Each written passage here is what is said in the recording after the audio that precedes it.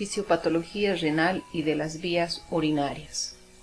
Como introducción, vamos a recordar que el sistema urinario es el que participa en la formación y evacuación de la orina y está compuesto por 2 riñones, 2 uréteres, lo que es la vejiga y también la uretra. Los riñones son órganos que se localizan en la zona retroperitoneal, en la pared posterior del abdomen, a ambos lados de la columna vertebral, desde la altura de la última vértebra dorsal hasta por encima de la tercera vértebra lumbar. Estos riñones son 2 órganos ovalados cuya longitud es de más o menos 12 centímetros, tendrán una amplitud de 6 centímetros y un grosor de 3 centímetros. Su peso en el adulto normal puede ser de 150 a 170 gramos. Es importante saber que el riñón derecho suele estar algo más bajo en comparación con el riñón izquierdo, esto debido a la ocupación del espacio derecho por algunos otros órganos abdominales como el hígado. En este gráfico podemos observar que en la cara medial del riñón encontramos una muesca o también un hilio por la que van a pasar la arteria renal, la vena renal, también vasos linfáticos, la inervación y lo que es el uréter. Ahora, es importante que ustedes aprendan que la unidad funcional del riñón es la nefrona, de las cuales hay aproximadamente entre 800.000 hasta 1.000.000 por cada riñón. Y cada nefrona va a estar formado por lo que es el glomérulo y también el túbulo renal. Ahora, este glomérulo es una red de capilares que está rodeada por una estructura llamada la cápsula glomerular o también conocida como la cápsula de Bowman. Y el túbulo renal, que es un conducto que está formado por varios segmentos. Entre ellos mencionamos el túbulo contorneado proximal, el asa de Henle, el túbulo contorneado distal y también el túbulo colector. Bien, es importante también recordar cuáles son las principales funciones del riñón. Dentro de ello tenemos filtrar y limpiar la sangre de los productos de desecho como la urea y la creatinina, que son procedentes de los alimentos que consumimos. También regular la cantidad de agua y de electrolitos, tanto el sodio como el potasio, eliminándolos por la orina cuando hay un exceso de estos en el organismo. Otra de las funciones es contribuir de manera decisiva en lo que es el control de la presión arterial y también son responsables del metabolismo del calcio, del fósforo, así como también de la vitamina D. Otra de sus funciones es producir hormonas como la eritropoyetina, que sabemos que es la que estimula a la médula ósea para la producción de los glóbulos rojos. También otra hormona sería la renina, que regula la presión arterial, y el calcitriol, que es la forma activa de la vitamina D, que ayuda a mantener el calcio para los huesos. Bien, entonces en la formación de la orina vamos a mencionar que esta está constituido por 3 etapas: la filtración glomerular, la reabsorción tubular y también la secreción tubular.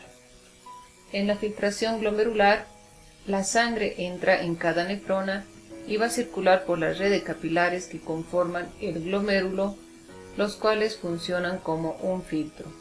Entonces mantienen las células y proteínas en el torrente sanguíneo, pero a su vez permiten que los desechos y el exceso de agua circulen hacia los túbulos renales.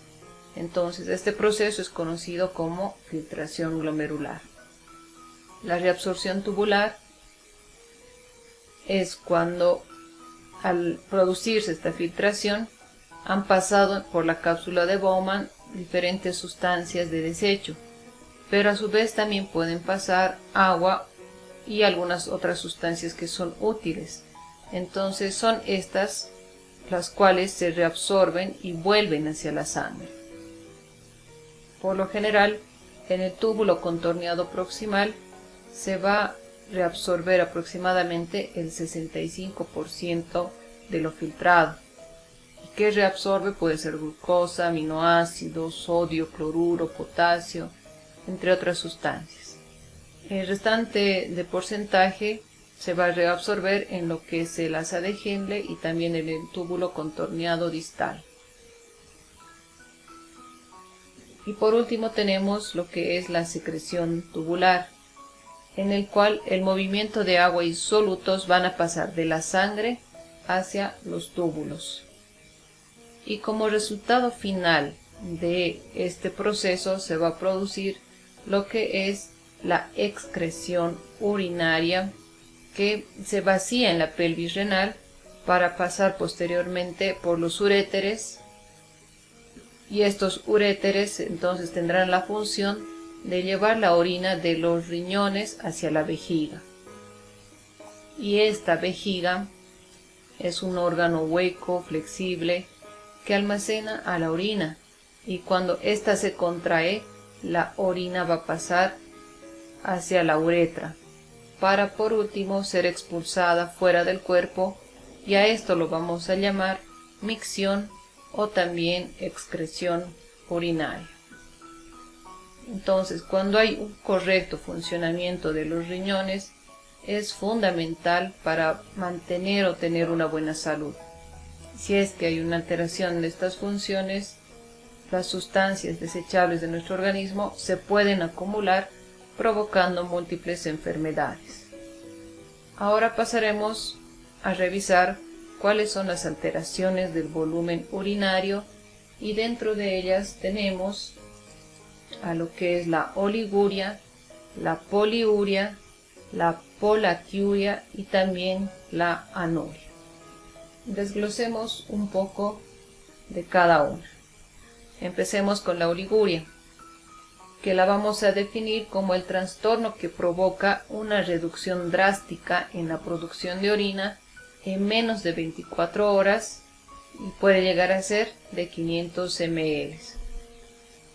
Este por lo general suele ser indicio de que existe una enfermedad grave o hay algún daño renal.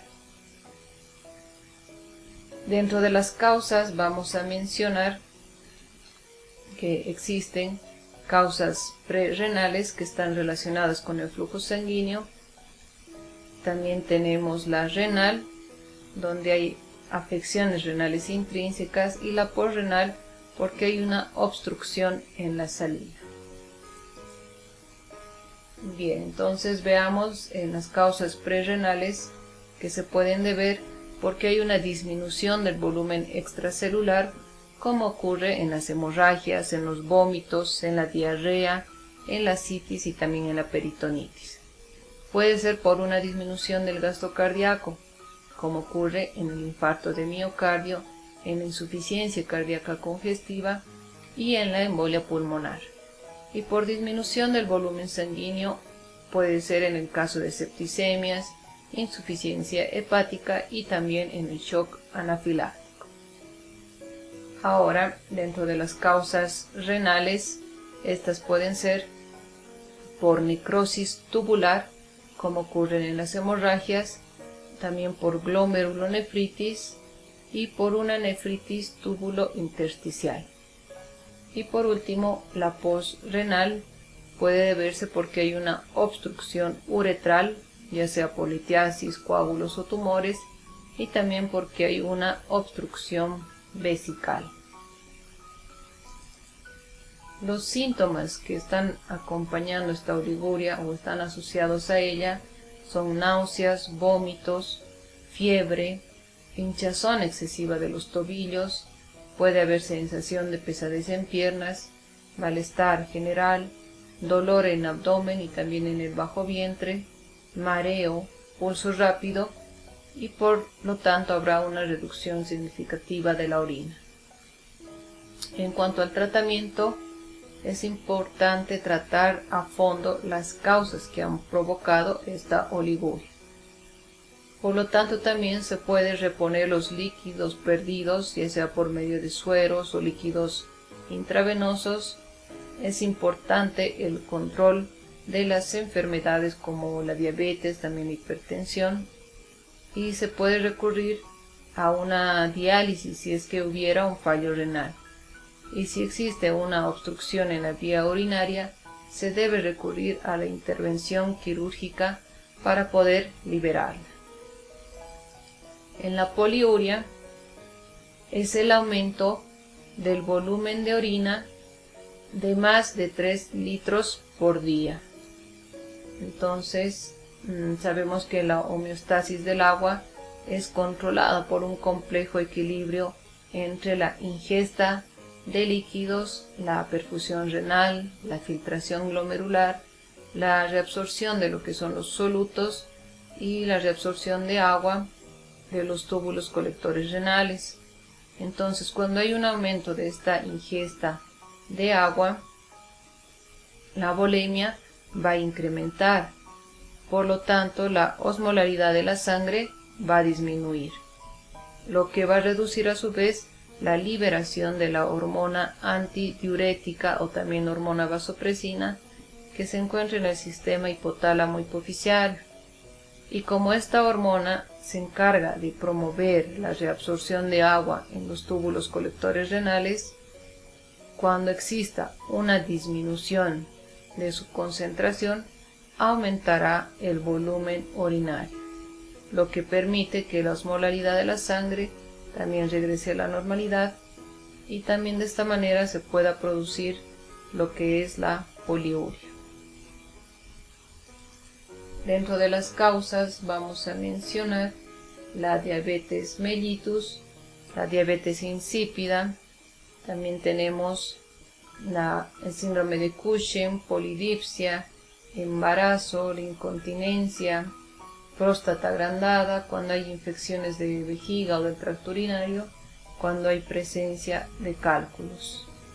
En el tratamiento, la mejor manera de tratar este aumento del volumen de orina, entonces será tratar primeramente el trastorno subyacente. Por ejemplo, en la diabetes mellitus, ¿qué vamos a tratar? La dieta, el ejercicio, se puede usar fármacos como insulina o también fármacos antidiabéticos por vía oral. Y en algunos casos también se puede reducir lo que es el exceso de consumo de café o de alcohol. ¿Ya? Bien, esto sería en cuanto a lo que es la poliuria. Pasemos a ver qué es la polaquiuria. La polaquiuria es la necesidad de orinar muchas veces durante el día o también durante la noche, pero en volúmenes normales o inferiores a lo normal. Bien, entonces por lo general esta polaquiuria se va a producir por trastornos del tracto urogenital inferior. Habrá una inflamación de la vejiga o de la uretra que va a causar una sensación de necesidad urgente de orinar, a la cual la conocemos como tenesmo vesical.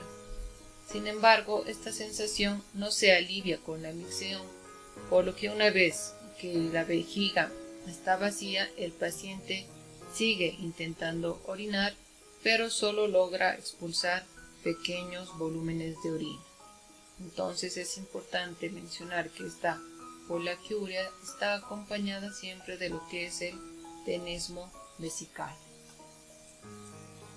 Dentro de las causas que producen esta polaquiuria, vamos a citar a las más frecuentes, como son las infecciones urinarias, la incontinencia urinaria, la hiperplasia prostática benigna y los cálculos del tracto urinario.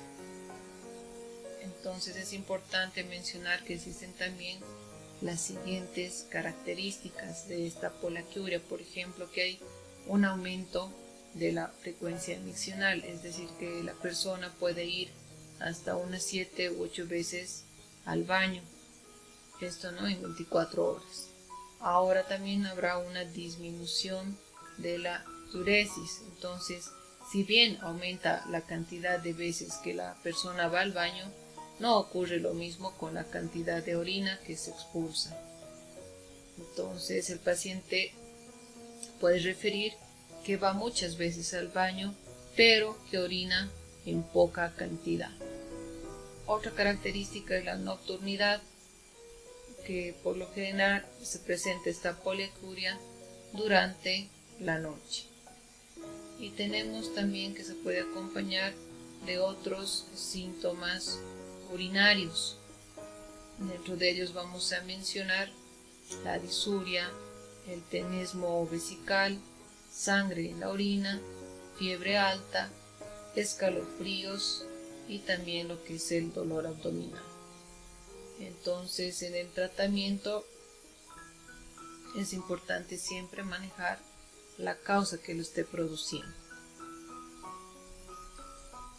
Pasemos a hablar lo que es la anuria, y es una situación que se va a caracterizar por la ausencia de producción y eliminación de la orina, que por lo general va a estar relacionada con alguna obstrucción de las vías urinarias o como consecuencia de insuficiencia renal aguda. Dentro de las principales causas vamos a mencionar las más frecuentes, que están asociadas también a lo que es una insuficiencia renal aguda. Dentro de ellas tenemos lo que es la obstrucción de las vías urinarias por la presencia de cálculos que van a impedir que la orina pueda ser eliminada. También cuando hay una diabetes no controlada, porque al haber un exceso de glucosa, este puede causar también lesiones progresivas, ya sea en el riñón, interfiriendo directamente en lo que es la función del riñón. También otra causa es la alteración de la próstata, esto en los hombres. También la presencia de tumores en los riñones y la hipertensión, que a largo plazo puede producir también una alteración en la función renal.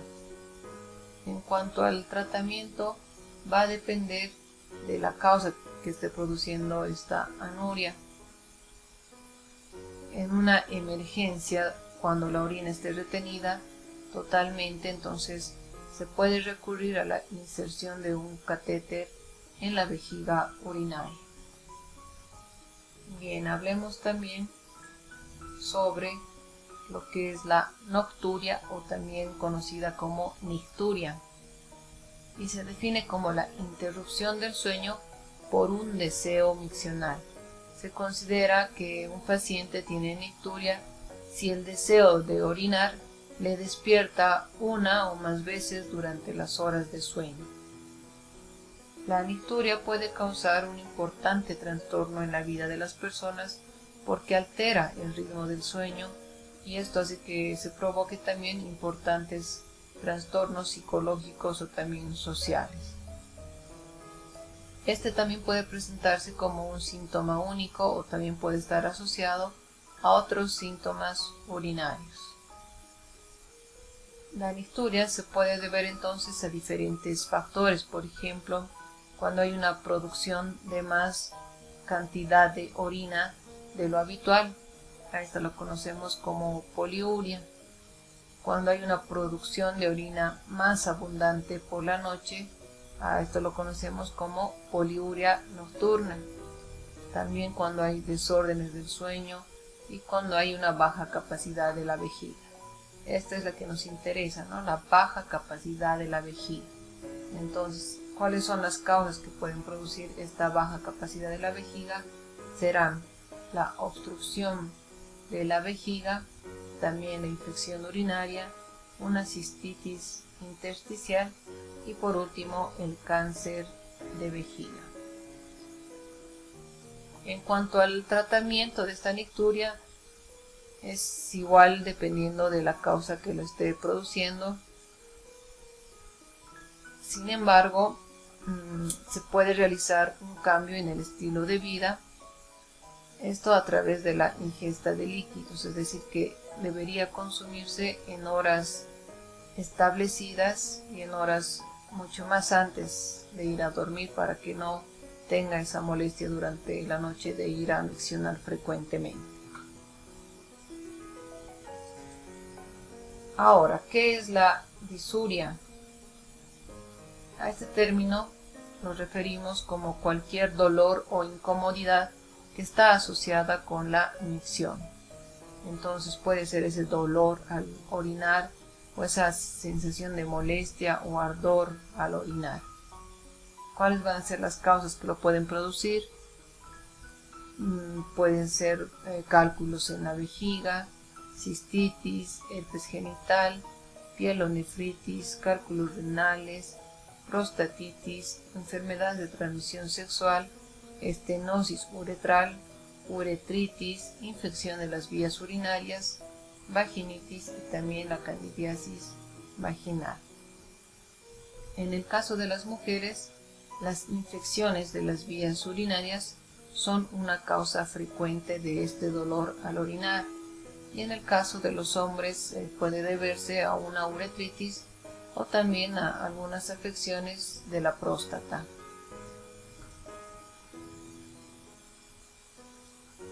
Bien, entonces pasemos a ver cuáles pueden ser los síntomas que están asociados a esta anuria. Y tenemos la fiebre o escalofríos, la orina turbia y maloliente, la polaquiuria, también habrá un dolor en la región de espalda o hacia el costado, habrá sangre en la orina, una secreción maloliente, comezón, inflamación en el área genital y dolor al eyacular o tener evacuaciones intestinales. Estos síntomas de dolor al orinar pueden variar en hombres y también en mujeres, pero en ambos sexos normalmente tiene una sensación de quemazón, una sensación que puede ser punzante o de picazón. Este dolor se caracteriza porque puede aparecer al comenzar a orinar o también después de terminar de orinar. Cuando el dolor comienza al orinar, suele ser un síntoma de una infección del tracto urinario, y el dolor después de orinar puede indicar que hay un problema con la vejiga o también con la próstata. Dentro del tratamiento de esta disuria, esto va a depender entonces de la causa que lo esté produciendo. Bien, hablemos ahora sobre lo que es el dolor originado en el aparato urinario, conocido también como un dolor pélvico o cólico renal. Este dolor se produce en la parte inferior del abdomen y también de la pelvis. En el caso de las mujeres, el dolor pélvico puede hacer referencia también a otros aparatos como el aparato reproductor, el digestivo o también puede ser de origen musculoesquelético. Ahora, según el origen, el dolor pélvico puede ser sordo y punzante, puede ser constante o intermitente y leve, moderado o grave. Y en ocasiones este dolor puede extenderse hasta la parte baja de la espalda o puede irradiarse hacia los glúteos o hacia los muslos. Este dolor pélvico entonces puede ser repentino, intenso, puede ser breve cuando es agudo o prolongado cuando es crónico. Bien, entonces eso sería en cuanto al dolor originado en el aparato urinario. Hablemos de lo que es la secreción uretral en el hombre. Y sabemos que la uretra, como observan en el gráfico, es un conducto pequeño que se encuentra en el pene del hombre y que tiene un orificio en la punta.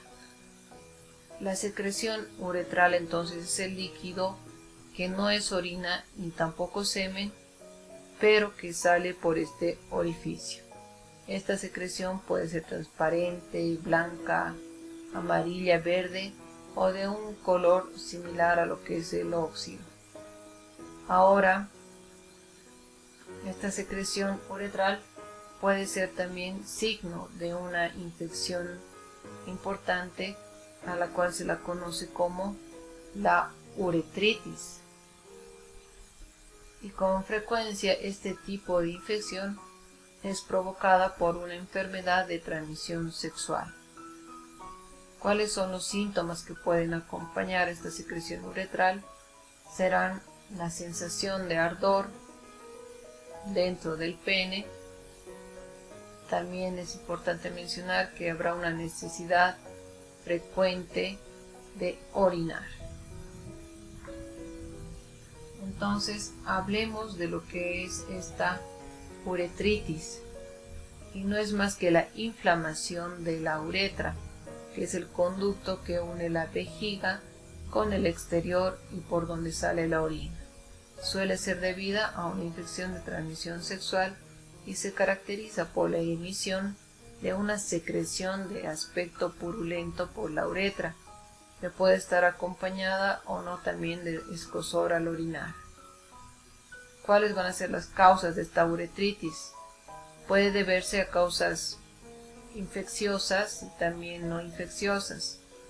Dentro de las causas infecciosas, que son las más frecuentes, estas a su vez se dividen en dos grupos, como son la uretritis gonocócica y la no gonocócica.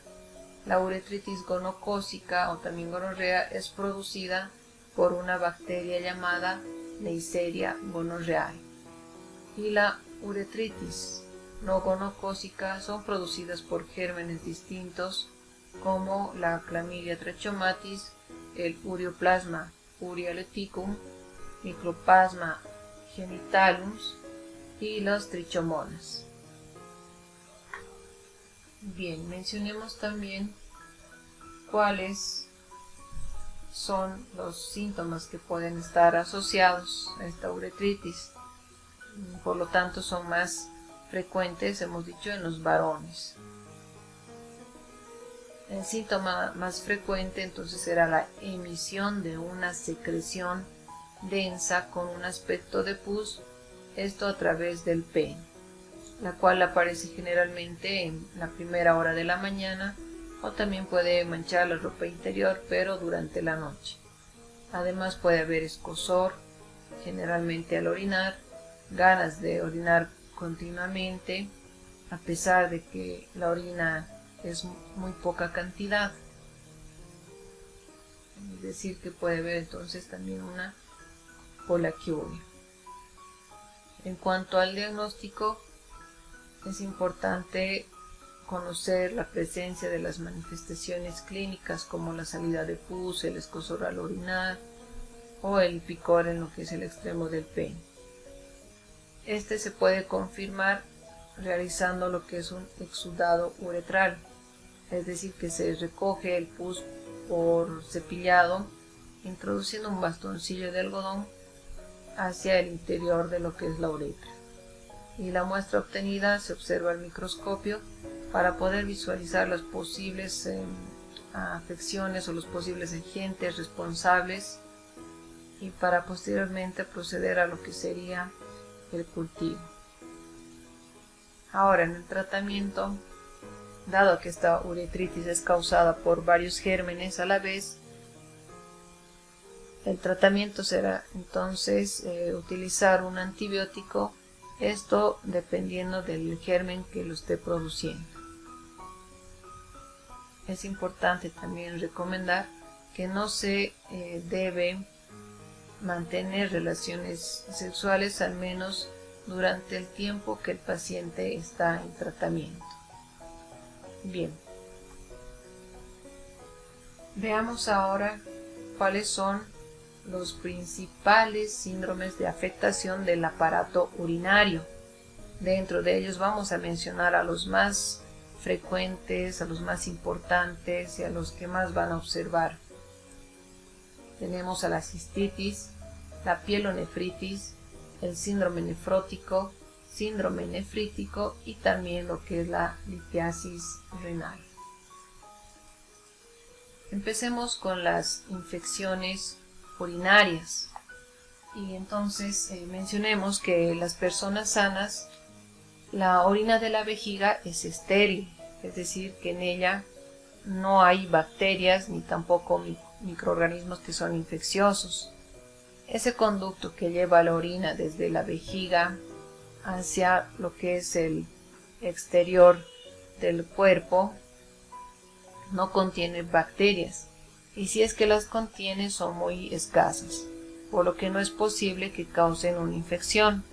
Sin embargo, cualquier segmento de estas vías urinarias puede infectarse, y la infección en cualquier punto a lo largo de las vías urinarias, a esta se la denomina como infección urinaria. Estas infecciones del tracto urinario entonces siguen en frecuencia también a lo que son las del aparato respiratorio, y es importante mencionar que son con más frecuencia en el sexo femenino. Es por eso que hasta un 50% de las mujeres pueden presentar una infección de lo que es este tracto urinario a lo largo de su vida. Ahora, por lo general, estas infecciones se pueden clasificar en altas y bajas según el lugar de las vías urinarias donde se produce. Tenemos las infecciones urinarias bajas. Dentro de ella vamos a mencionar principalmente a la cistitis, y en las infecciones urinarias altas mencionaremos a lo que es la pielonefritis. Bien, hablemos entonces de lo que es la cistitis, y es una infección urinaria que afecta a la vejiga por la presencia de gérmenes en la orina. Habitualmente son bacterias y excepcionalmente también pueden ser producidas por hongos o también por virus. ¿Cuáles van a ser las causas? Van a ser estos gérmenes habituales que se presentan.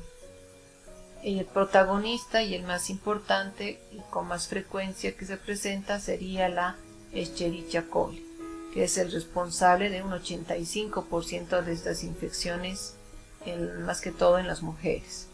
También tenemos a lo que es el Staphylococcus saprophyticus, al Proteus, Klebsiella, Enterobacter, Citrobacter, Pseudomonas, Serratia y el Staphylococcus fecalis.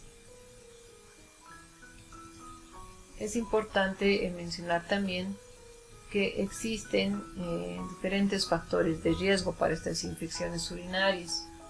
Entonces, esas personas que son más propensas a padecer estas infecciones, que pueden ser también recurrentes, van a ser aquellas mujeres que son sexualmente activas, también cuando hay el uso de algunos anticonceptivos, como en este caso sería el diafragma, porque presenta mayor riesgo de infección.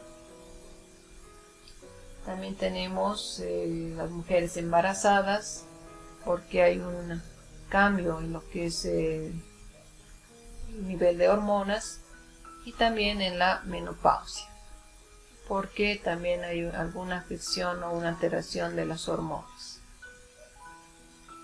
Bien, entonces en estas mujeres, ¿por qué se presenta con más frecuencia? Es porque en ellas o en las mujeres se va a presentar lo que es una uretra más corta, y esto hace que se acorte también la distancia en que deben viajar las bacterias para poder alcanzar lo que es la vejiga. Dentro de los síntomas puede haber también un cuadro que es característico, como es el dolor o el escozor miccional. Puede haber la presencia de lo que es la poliaquiuria, también la presencia de tenesmo, y en algunas ocasiones puede haber presencia de sangre en orina, es decir, que puede haber una hematuria. Bien, entonces en lo que respecta el diagnóstico, Se pueden utilizar lo que son las tiras reactivas de orina. Esta prueba por lo general es rápida porque se la puede realizar inmediatamente cuando estés en una consulta médica.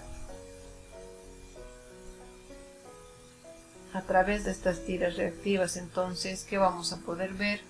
Que existen la presencia de leucocitos en la orina y a su vez la presencia de nitritos, que estos por lo general son indicadores de presencia de bacterias en la orina. Se puede realizar también lo que es un urocultivo para el diagnóstico de esta cistitis. Aunque no es una prueba rápida como la anterior, el urocultivo sigue siendo la técnica de referencia, ya que permite la identificación del microorganismo causante de la cistitis, a su vez también su cuantificación y su estudio de sensibilidad. Ahora podemos mencionar que este urocultivo, lo malo sería es que tarda entre 18, 24, incluso hasta 72 horas en dar resultado. Es importante recomendar también que se debe recoger la primera orina de la mañana. Entonces esta orina debe haber permanecido en la vejiga al menos unas 2 o 4 horas para poder permitir también el crecimiento bacteriano. En el uso de lo que es el antibiograma, que es también una prueba complementaria a lo que es el urocultivo,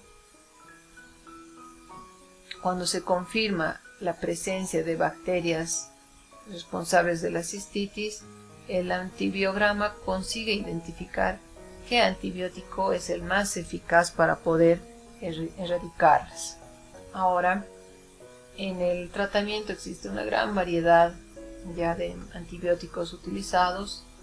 Vamos a mencionar a los principales o los de más uso. Tenemos a la amoxicilina clavulámico de 500 miligramos cada 8 horas, al levofloxacino 500 miligramos en 24 horas, al ciprofloxacino 500 miligramos cada 12 horas, al cotrimoxazol o trimestoprim sulfametoxazol cada 12 horas. Ya estos entonces serían los más utilizados. Aquí tenemos también otros medicamentos que ustedes pueden revisar. La pielonefritis es una infección bacteriana de uno o de ambos riñones y que puede llevar a una sepsis o a un fallo múltiple del órgano. Esta es la causa frecuente también de formaciones de cicatrices en los riñones y puede llevar a una pérdida parcial de lo que es la función renal, especialmente en aquellos pacientes que tienen infecciones recurrentes. Bien, entonces dentro de las causas vamos a mencionar a las principales. El mecanismo más frecuente que produce esta pielonefritis va a ser entonces el ascenso de aquellos microorganismos que son procedentes de la flora fecal, esto a través de los uréteres, que hemos dicho que son los conductos que comunican los riñones con la vejiga. Dentro de ellas las más importantes causas tenemos a la Escherichia coli y entre otras tendríamos a la Klebsiella y también al Proteus. Ahora, ¿cuáles van a ser los síntomas que van a acompañar a esta pielonefritis? Va a ser la presencia de escalofríos, fiebre, dolor en la espalda o también en la ingle, náuseas, vómitos, orina turbia. Puede haber micción frecuente y dolorosa, es decir, una disuria. Ahora es importante mencionar que la presencia de la triada de síntomas, como es fiebre, escalofríos y también dolor lumbar, sugiere la existencia de una pielonefritis aguda. En el diagnóstico se puede realizar exámenes complementarios como la analítica de sangre, que debe incluir entonces el hemograma. También es importante una bioquímica que permita comprobar el funcionamiento del riñón, el análisis de la orina para ver la presencia de pus en la orina, o también la presencia de nitritos o de sangre en la orina. Se puede realizar también lo que es el cultivo de la orina o el urocultivo. También es importante algunas pruebas de imagen como la radiografía o también la ecografía. En el tratamiento, dado que es una enfermedad de causa infecciosa que lo esté produciendo, el tratamiento fundamental entonces se basará en la administración de los antibióticos, que pueden ser por vía oral o por vía intravenosa, dependiendo cada caso. La duración del tratamiento puede ser de 14 días cuando son no complicadas, y cuando existe una complicación, esta puede durar incluso hasta 14 o 21 días. Bien, ahora vamos a hablar de lo que son los síndromes nefrítico y también nefrótico.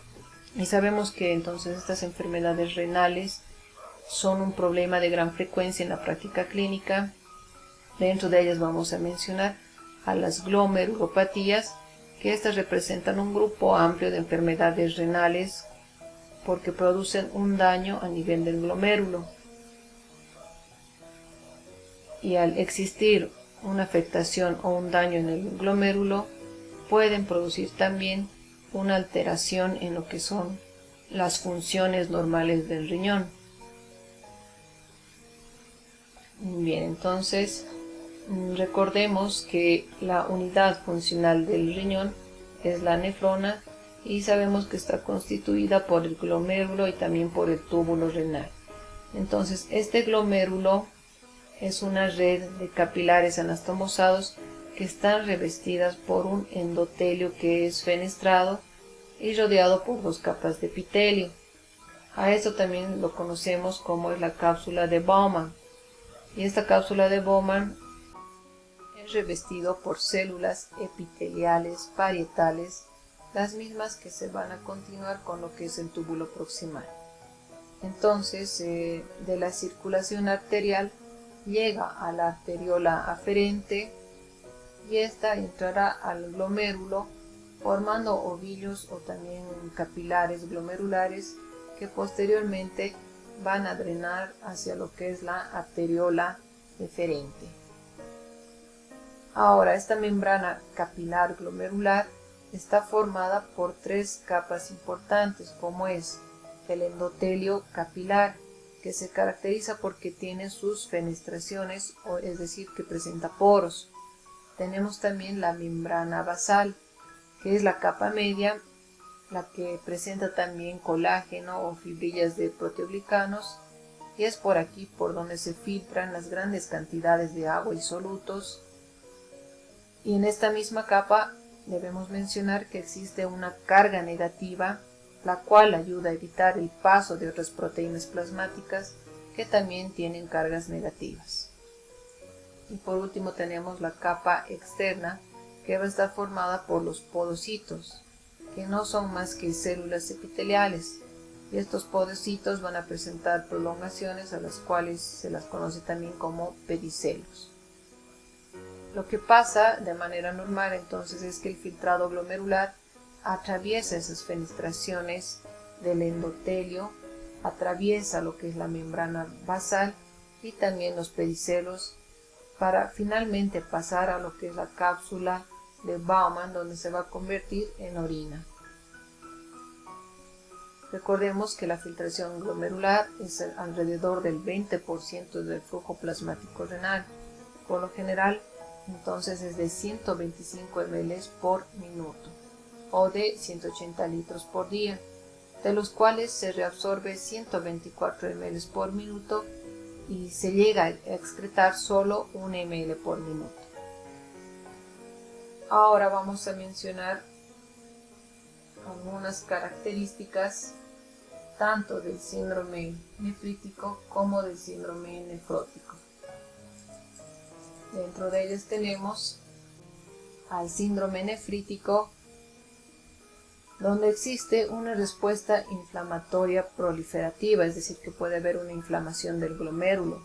Habrá una disminución de la permeabilidad glomerular y una disminución en la tasa de filtración glomerular.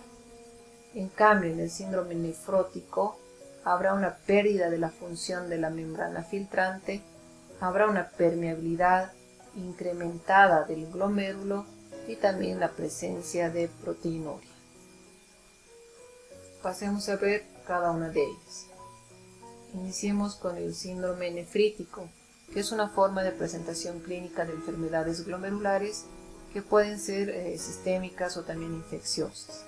Este síndrome nefrítico es una forma de presentación entonces de las enfermedades glomerulares que se van a caracterizar por la aparición o la presencia de lo que es la hematuria y también la oliguria, que pueden provocar estas un daño renal agudo, o que se va a manifestar también con una disminución abrupta de lo que es la tasa de filtración glomerular. Esto producirá una retención de líquido que a su vez puede producir o puede originar el edema y también la hipertensión arterial.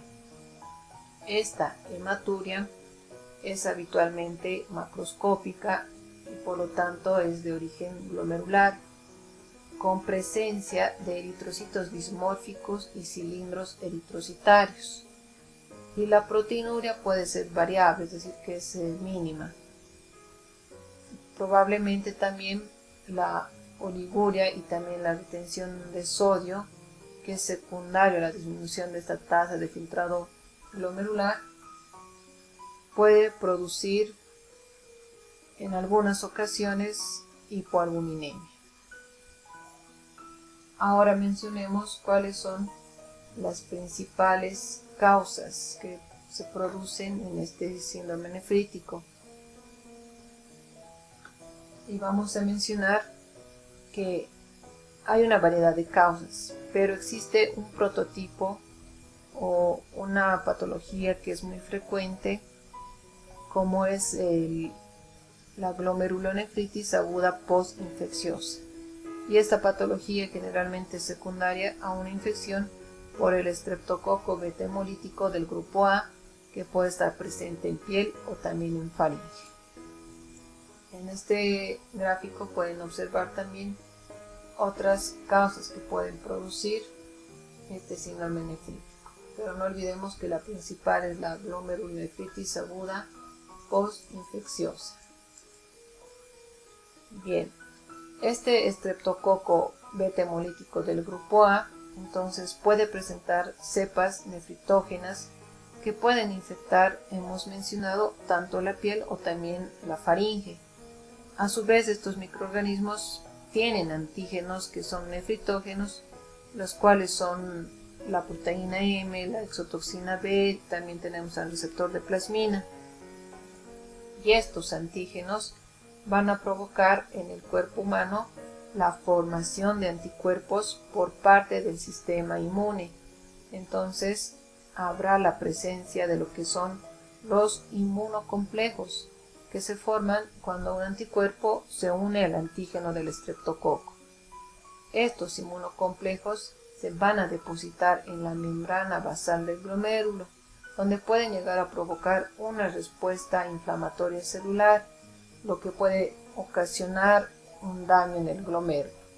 Entonces, al haber esta respuesta inflamatoria, habrá un daño también capilar, un aumento del diámetro de los poros de la membrana basal, por lo tanto habrá una alteración de la permeabilidad que puede producir una hematuria y también una proteinuria.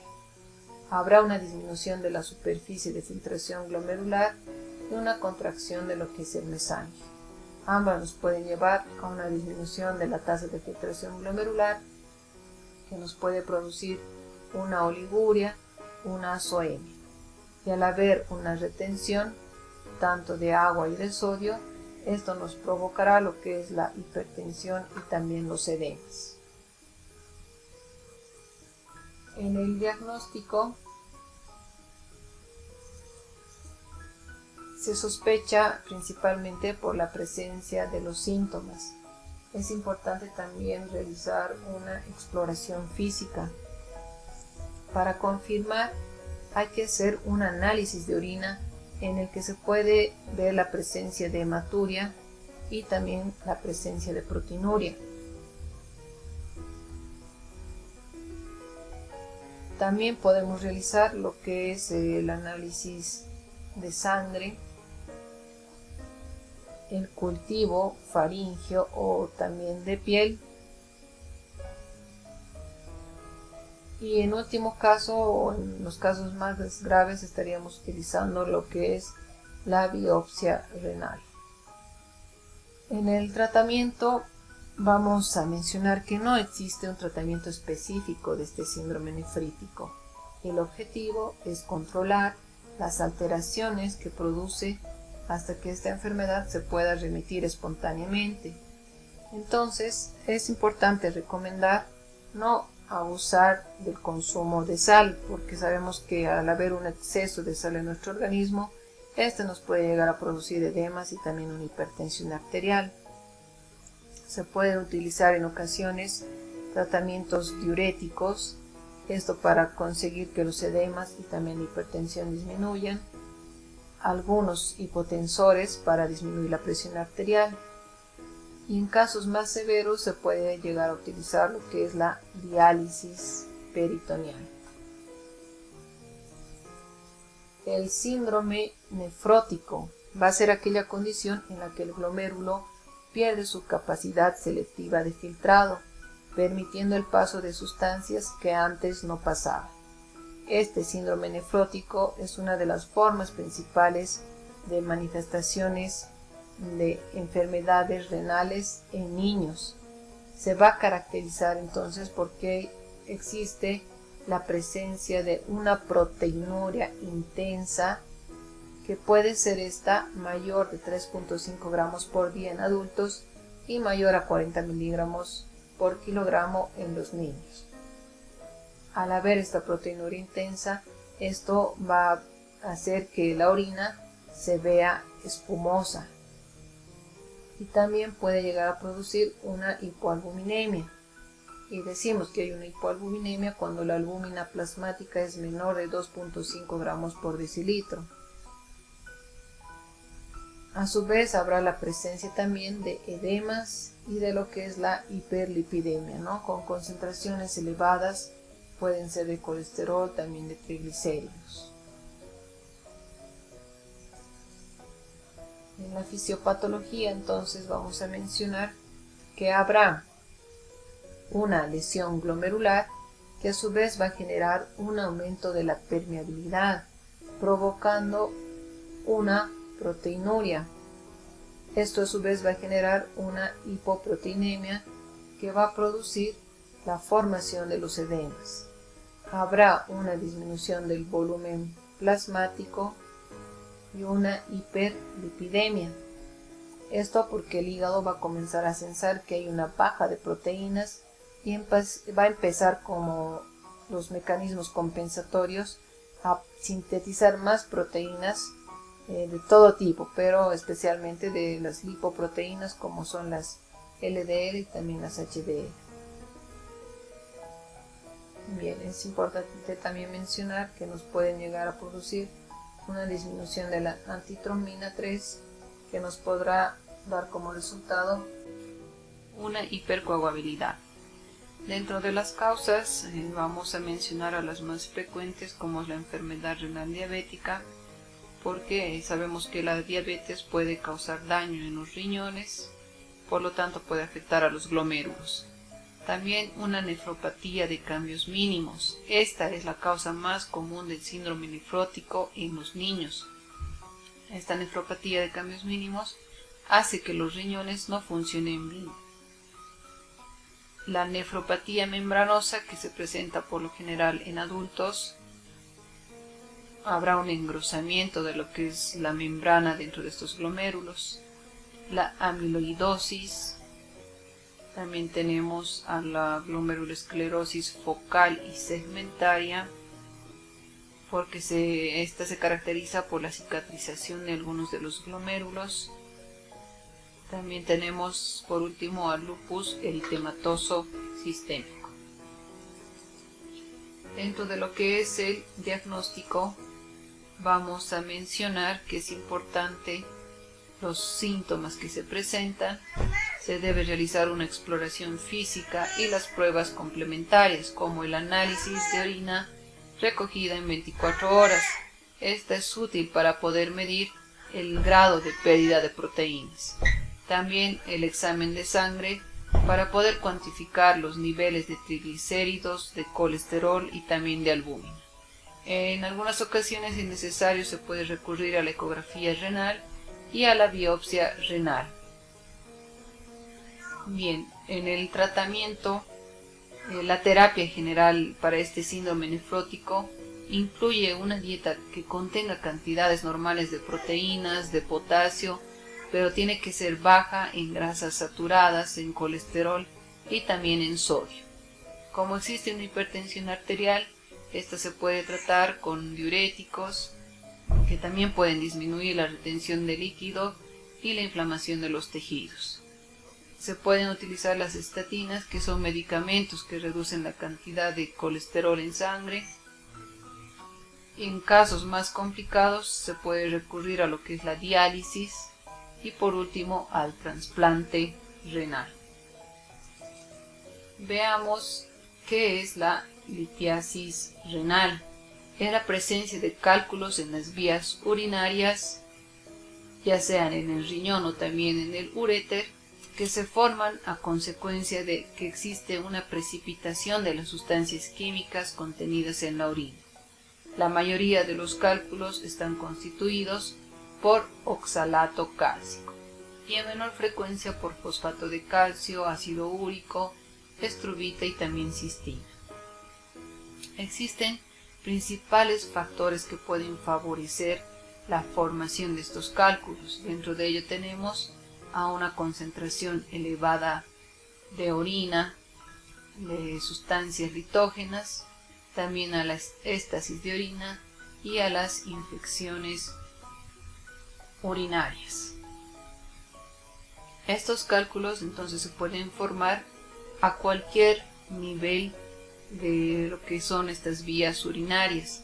Si bien son más frecuentes en la pelvis renal o también en los cálices, y desde allí pueden migrar hacia lo que es el uréter y también la vejiga urinaria, donde pueden crecer o también pueden ser expulsados con la orina. Veamos entonces cuáles son los tipos de cálculos renales. Tenemos a los cálculos de calcio, que por lo general representan a la mayoría de los cálculos renales. Este tipo de cálculos es más frecuente en trastornos metabólicos como la acidosis tubular renal. Tenemos a los cálculos de estrubita, que se forman en respuesta a una infección, como en el caso de las infecciones de las vías urinarias.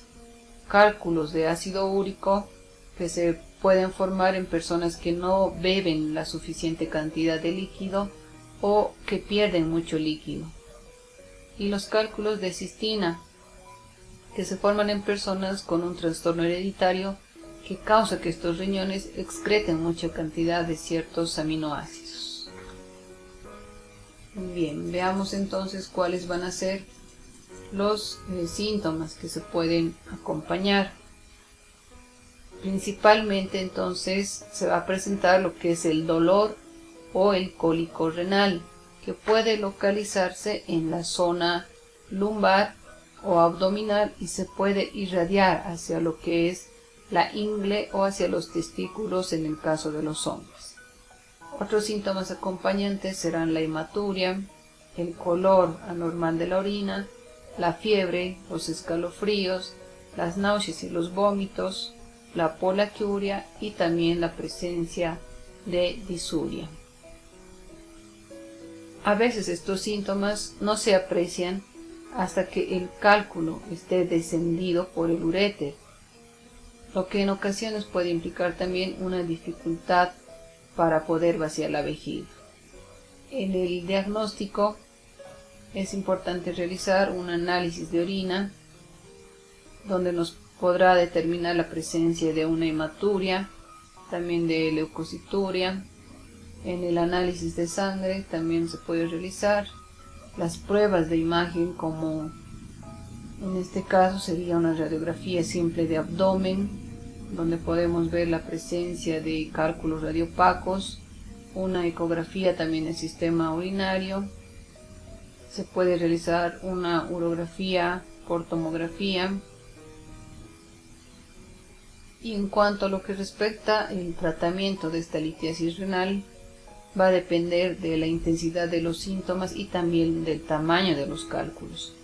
Porque si es que se tratara de una arenilla, es decir, de unos cálculos muy pequeños, lo normal es que se eliminen por sí solos a través de la orina. Para lo cual entonces se puede recomendar el consumir mucho líquido y también aumentar la cantidad de orina, ¿no?, en el caso de la arenilla. Ahora, en casos en que las piedras o los cálculos sean más grandes, se puede llevar a cabo lo que es la litotricia, que es una técnica en la que van a utilizar ondas de choque para poder romper estos cálculos que están grandes, de modo que los va a fragmentar, es decir, que los va a volver más pequeños, y estos se van a poder eliminar a través de la orina. Bien, veamos por último lo que es la insuficiencia renal. Ya esta insuficiencia renal es muy importante y también que se presenta en frecuencia en nuestro medio. Y recordemos que nuestro aparato urinario está formado por los riñones, los uréteres, la vejiga urinaria, la uretra, y hemos mencionado que su fin es la formación y también la eliminación de la orina. Entonces podemos señalar que cuando hablamos de esta insuficiencia renal, estamos hablando de que existe una alteración en la función de los dos riñones o incluso de un solo riñón. Ahora, cuando estos riñones no funcionan bien, se va a producir una alteración de todas las funciones que presenta este riñón. Y esto a su vez va a producir manifestaciones clínicas, pero va a depender del grado de la pérdida de la función renal. Dentro de esta entonces vamos a mencionar que existen dos tipos: la insuficiencia renal aguda, cuando hay un daño agudo del riñón y habrá una falla súbita de las funciones renales, y la insuficiencia renal crónica, cuando hay un daño crónico del riñón, habrá una disminución lenta y progresiva de las funciones renales. Hablemos ahora sobre lo que es la insuficiencia renal aguda, y se define como la disminución de la capacidad que tienen los riñones para eliminar los productos nitrogenados de desecho, y este por lo general se presenta en horas o también en días. Es un síndrome clínico que se caracteriza porque hay una disminución brusca de la función de los riñones que conllevan a un acúmulo o retención de los productos nitrogenados que son tóxicos para nuestro organismo. Dentro de ellos podemos mencionar la urea y también la creatinina. Y finalmente produce lo que es una disminución de la tasa de filtración glomerular, produciendo de esta manera la insuficiencia renal. Esta tiene una alta mortalidad y tiene un periodo de instauración que es menor de 3 meses. Entonces, es una enfermedad también que puede ser reversible, esto de acuerdo al tratamiento eficaz que va a presentar el paciente. Esta insuficiencia renal aguda también se la conoce como una lesión renal aguda. Entonces se desarrolla rápidamente, por lo general en algunos días. Es más común en aquellas personas que ya están hospitalizadas, sobre todo en aquellas personas con enfermedades críticas que necesitan cuidados intensivos. vamos a mencionar cuáles son las causas que pueden producirla. Tenemos la reducción del flujo normal de circulación de sangre hacia los riñones, cuando hay una lesión directa en los riñones y cuando hay una obstrucción de los túbulos de drenaje de la orina. A través de esta clasificación vamos a poder ver que existe una ira prerrenal, una renal y una ira postrenal. Bien, entonces de acuerdo a estas causas vamos a mencionar cuáles son las principales. ¿Ya? Tenemos a la insuficiencia renal aguda prerrenal. Esta es por lo general la más frecuente, que representa un 60%. Esta puede estar debida a una hipovolemia producida por una hemorragia, una deshidratación, una pérdida excesiva de líquidos de tubo digestivo o debido a quemaduras, cuando hay una disminución del llenado vascular por shock anafiláctico, shock séptico, en una insuficiencia cardíaca o en un shock cardiogénico. La intrarrenal puede deberse por una necrosis tubular aguda, una isquemia renal prolongada, y la postrenal por una obstrucción uretral bilateral o una obstrucción de salida vesical. Bien, pasemos a ver cada una de ellas. La ira prerrenal. La causa o problema entonces va a estar en el flujo sanguíneo renal. Principalmente entonces va a haber una hipoperfusión de lo que son estos riñones, produciendo una hipovolemia y a su vez una disminución del gasto cardíaco. Esto puede producir una disminución de lo que es el volumen efectivo circulante y una disminución de la presión arterial. Esta hipoperfusión a su vez produce una reabsorción aumentada de sodio y agua, lo cual nos puede llegar a producir una oliguria. Ahora, la insuficiencia renal aguda, que es renal o intrínseca, que corresponde al 35%, la causa va a ser que existe un deterioro de lo que es la función renal, con un daño de las estructuras anatómicas, ya sea a nivel del glomérulo, de los túbulos, del intersticio o de los vasos renales. La principal causa de esta insuficiencia renal intrínseca será la necrosis tubular aguda, donde habrá un daño que va a afectar a las células tubulares renales y va a presentar un grado de afectación que puede ser variable, desde lesiones mínimas o también una necrosis cortical. A su vez, esta necrosis tubular aguda se puede subclasificar en isquémica o en tóxica. La isquémica es cuando cursa con oliguria y se refiere cuando existe ya una lesión prerrenal existente. Entonces, al haber esta lesión prerrenal que se mantenga, es decir, que se prolongue, esta puede llegar a producir esta necrosis tubular aguda. Y en la tóxica puede deberse a diferentes medicamentos como los AINES, anestésicos, algunos antibióticos o también el uso de los contrastes radiológicos. En la ira postrenal, o también llamada obstructiva, que solo corresponde al 5% de los casos, la causa va a ser que existe una alteración a nivel de las estructuras colectoras evacuadoras de la orina. Entonces, como hemos dicho, habrá una obstrucción en la vía urinaria que impide la salida de la orina formada, provocando de esta manera un aumento de la presión hidrostática tubular y provocando una disminución de la tasa de filtración glomerular. Estas, por ejemplo, postrenales pueden deberse a litiasis, tumores, fibrosis o también algunas estenosis. Bien, veamos cuáles van a ser los síntomas que se pueden acompañar. Tenemos a la oliguria, los edemas, la falta de aire, la fatiga, la desorientación, náuseas, debilidad, convulsiones o coma, esto en casos ya más complicados o más severos.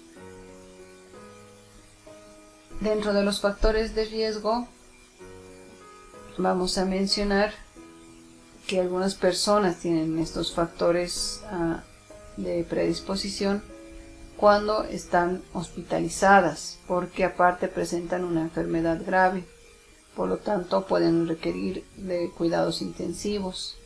También tenemos la edad avanzada, la obstrucción en los vasos sanguíneos, ya sea de brazos o de pies, la diabetes, la hipertensión arterial, insuficiencia cardíaca, enfermedades hepáticas y también algunos tipos de cáncer. En lo que respecta al diagnóstico, será importante el control del volumen de excreción de orina, esto en 24 horas, también el análisis de la orina, donde nos puede presentar algunas alteraciones, el análisis de sangre, es importante también para ver el funcionamiento renal, y los estudios de diagnóstico por imágenes, como el ultrasonido, la tomografía computarizada, que pueden ver cómo está el riñón, ¿no? En últimos casos se puede recurrir también a la biopsia renal para poder extraer una pequeña muestra de tejido renal y para poder analizarla. En cuanto a las opciones del tratamiento, pueden variar ampliamente dependiendo de la causa que lo esté produciendo. Es importante que se puede realizar o someterse a la persona a una diálisis. En caso de que exista una obstrucción, se pueden utilizar los catéteres o el stent. Mantener un volumen sanguíneo adecuado con líquidos administrados por vía intravenosa. Bien, veamos ahora en qué consiste la insuficiencia renal crónica. Y es la pérdida de la función renal que es progresiva e irreversible. Esta persiste más de 3 meses. Puede ser producida por una afectación del filtrado glomerular. Entonces habrá una disminución de la tasa de filtración glomerular que puede ser menor de 60 ml por minuto y a su vez puede producir un daño renal con alteraciones también de lo que serían las funciones renales. Es importante mencionar cuáles son esos marcadores de daño renal. Tenemos a una proteinuria elevada, cuando hay alteraciones en el sedimento urinario, cuando hay alteraciones electrolíticas, cuando hay alteraciones estructurales histológicas o en pruebas de examen.